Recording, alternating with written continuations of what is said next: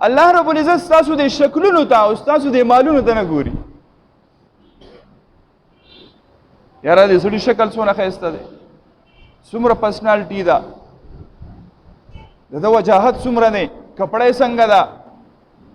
مونږ خو د دې څیزونو نه ډېر متاثر یو که نه.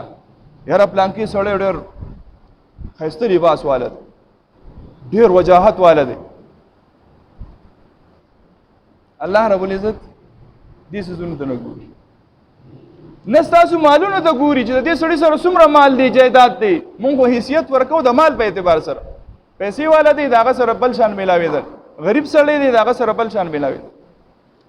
د مالدار سړي جنازه ده هر سړی کوشش کوي هلک ورمخکې شي، د غریب سړي جنازه ده هر سړی شاته کېږي. الله تعالی فرمایي نه زه دې شیزونو ته نه ګورم، دې زړونو ته ګورم. قلوبکم واعمالکم، ستاسو په دې زړه کې څه دي او عمل هم څنګه دی، دې څه ته ګورم.